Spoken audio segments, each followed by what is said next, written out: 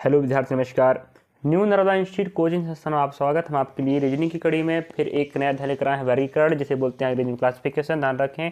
और इसका शाब्दिक अर्थ होता है, हम कह सकते हैं समान लक्षण या भिन्न समान लक्षण की बात करें रंग रूप आकृति के आधार पर। 4 ऑप्शन में से 3 ऑप्शन ऐसे होंगे जिनका रंग रूप आकृति एक विशिष्ट लक्षण के आधार पर भी अलग होंगे, एक ऑप्शन से। ध्यान रखें, ठीक है।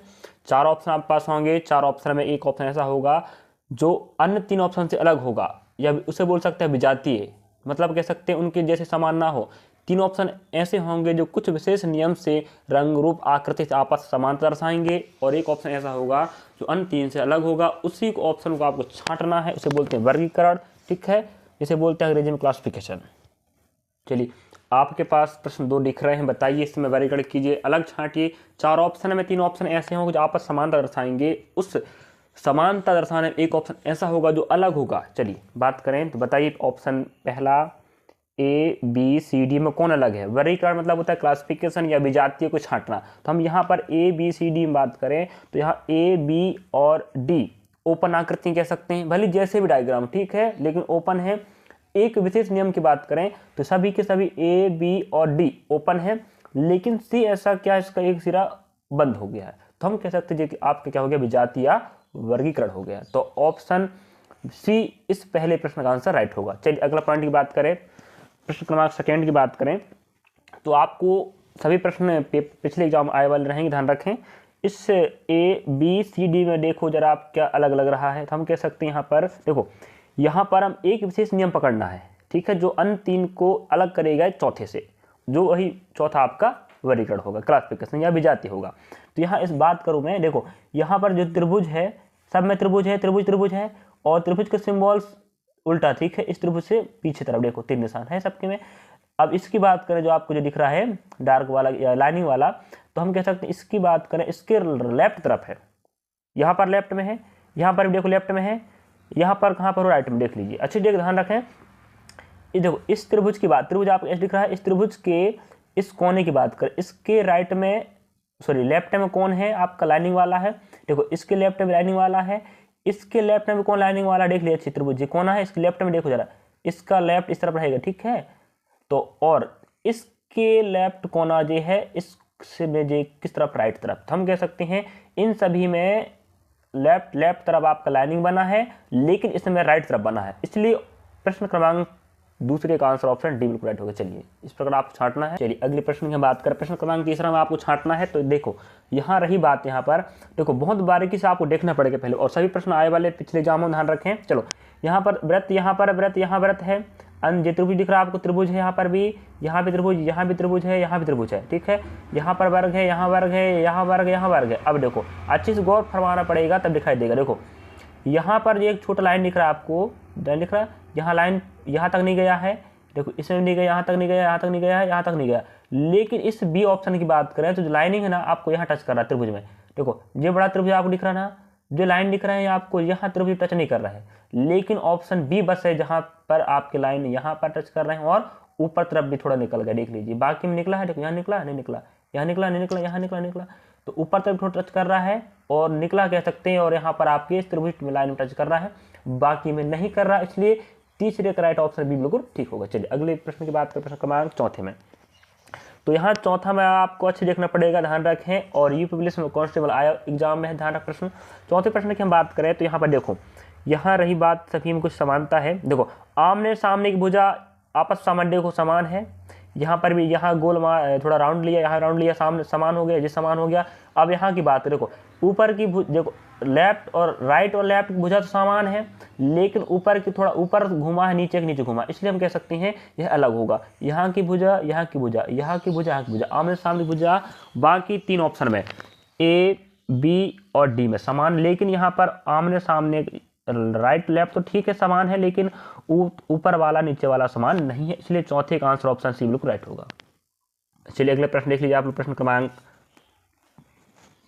क्रमांक का 5 और देख लीजिए छठवा, ठीक है। चलिए 5 और 6 की बात करें, अगर हम 5वें प्रश्न की बात करते हैं यहाँ पर, तो हम कह सकते हैं कि क्या कह सकते हैं बताइए, यहाँ 2 वृत्त हैं आपके छठे वाले, ठीक है, तो यहाँ 2 थे, यहाँ 1 2 3 4 बन गए, ठीक है। तो यहाँ 2 रहेंगे, यहाँ 4 हो गए, तो यहाँ 2 दूना 4, यहाँ 1 2, यहाँ 1 2 3 4 हो गए, ठीक है। तो यहाँ जितने भी रहेंगे उसको 2 गुने होंगे, यहाँ 2 तो यहाँ 4 हो गए, यहाँ 2 तो यहाँ 4 हो गए। लेकिन लुक देखो, इनका दिशा ऊपर तरफ है, टोन कह सकते हैं, ठीक है। जो सिरा है निकुला ऊपर तरफ, इनका ऊपर रहेगा, मतलब अपने स्थान 2 में 4 हो रहा है, लेकिन आपको जो दिशा है वो चेंज नहीं हो रहा है, इसमें थोड़ा अलग लग रहा है ध्यान, ठीक है। इसमें बात करें 1 2 1 2 3 4, यहाँ 2 थे यहाँ 4 हो गए, ठीक है। लेकिन यहाँ 2 है, या 1 2 3 4 यहाँ पर भी है, लेकिन यहाँ पर देखो इनका सिंबल नीचे है, तो ये तो आप देखो इनका नीचे है कह सकते हैं, इनका तो लेफ्ट तरफ हो गया, ठीक है, इस तरफ हो गया ना। इनका कहाँ दक्षिण मान लीजिए आप, ठीक है। अब इनका कहाँ हो गया पश्चिम तरफ, तो देखो इनका उत्तर में है, इनका भी इसी तरह कहाँ पर उत्तर में है, तो बाकी सब ठीक है, जे आपको उल्टा होगा, इसलिए 5वें का ऑप्शन सी बिल्कुल राइट होगा, ठीक है। इस प्रकार आप छाटना है। अब छठवें प्रश्न की बात करें तो आप बताइए क्या हो सकता है।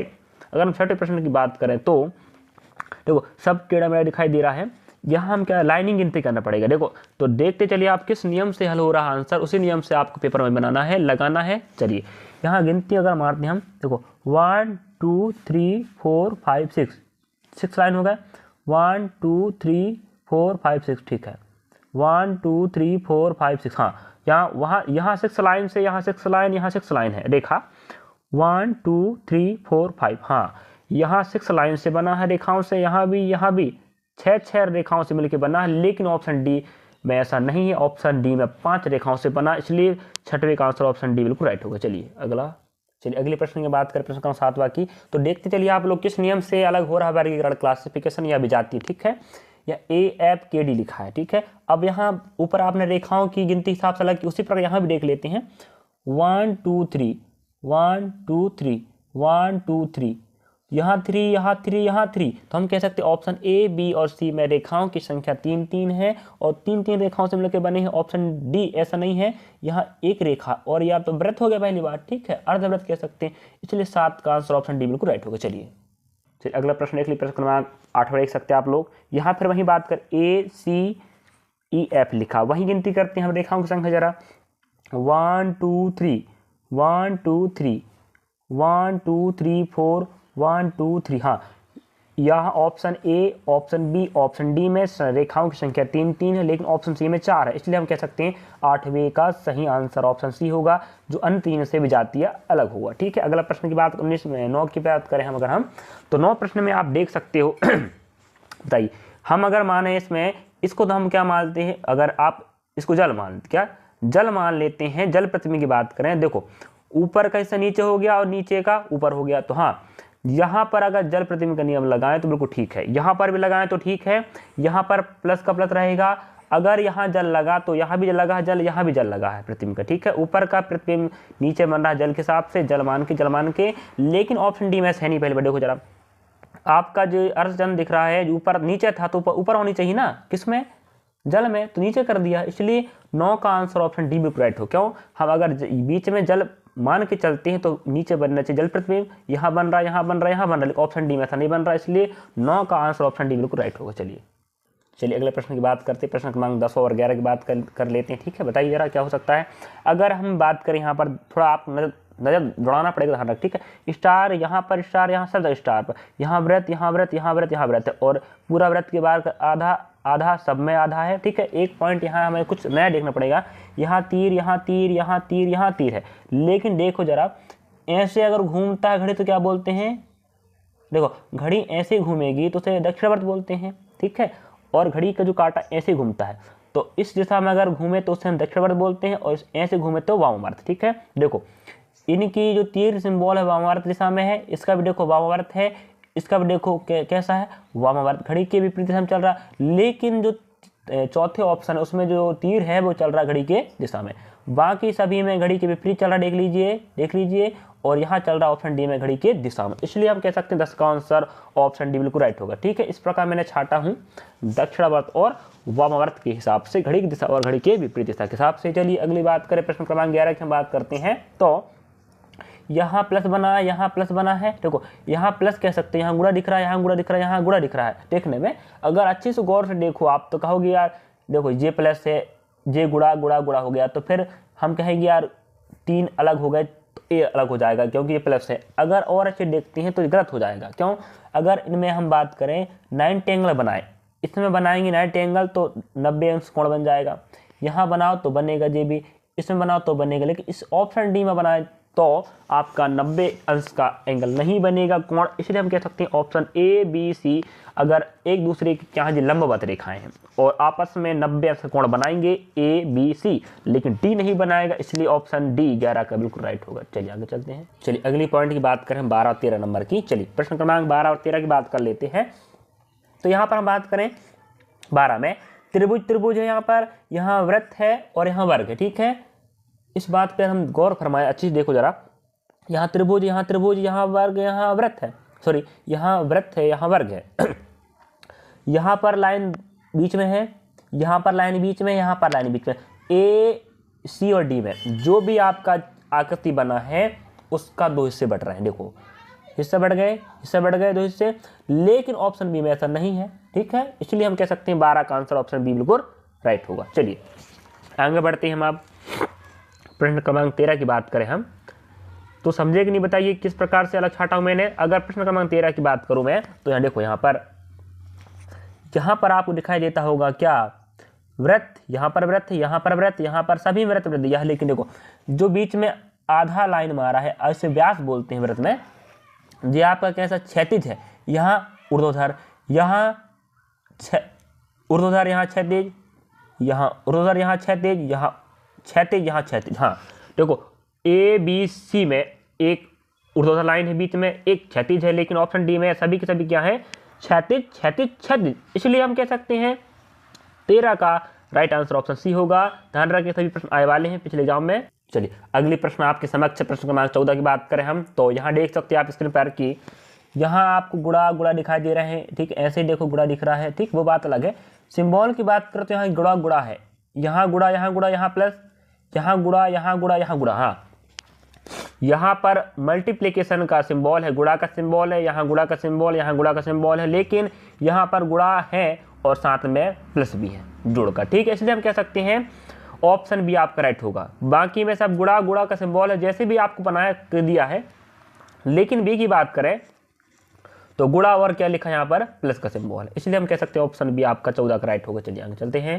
चलिए विद्यार्थियों अगला प्रश्न देखिए, प्रश्न 15 और 16 आप इसमें पर दिखता होगा। चलिए प्रश्न क्रमांक 15 की अगर हम बात करें हम तो देखो यहाँ पर आपका एक वृत्त है, सिंबल आपका तीर, यहाँ तीर है, यहाँ वृत्त है, यहाँ तीर। हाँ देखो एक बात पकड़ाई हमें यहाँ देखने से समझ में आ रहा है कि देखो एक का दिशा उल्टा एक अलग है। ठीक है, देखो यहाँ पर दोनों का तीर सिंबल एक तरफ दिशा में कर दिया है। ठीक है, यहाँ पर एक तीर का दिशा अलग है, इसका अलग है, इसका अलग है, इसका अलग है। देखो यहाँ पर अलग, यहाँ पर अलग, लेकिन ऑप्शन बी में ऐसा नहीं किया। ऑप्शन बी में दोनों तीरों का जो दिशा है एक समान कर दिया, इसलिए हम कह सकते हैं 15 का राइट ऑप्शन बिल्कुल सी होगा। ठीक है, चलिए अगले प्रश्न की बात करें, प्रश्न क्रमांक 16 की बात कर लेते हैं हम तो यहाँ पर देख सकते हैं यहाँ पूरा आपको क्या दिख रहा है वर्ग, यहाँ पर सब वर्ग है। यहाँ पर एक लाइन और होना चाहिए, ध्यान रख दे, यहाँ पर एक लाइन और होना चाहिए था, थोड़ा मिस प्रिंटिंग कह सकते हैं। चलिए तो यहाँ पर हम बात करें वर्ग है, 1/4 में हिस्सा को एक पूरा वर्ग है, इसके 1/4 हिस्से को काट के और वर्ग बनाया गया। यहाँ पर देखो, यहाँ पर बनाया है पूरा वर्ग था, लेकिन उस वर्ग के 1/4 हिस्से को और वर्ग बना दिया। लेकिन ऑप्शन सी में वर्ग का 1/4 हिस्सा को क्या बनाया है तिरछा बनाया है। ठीक है, तो यहाँ पर सीधा बन रहा है ना, सीधा।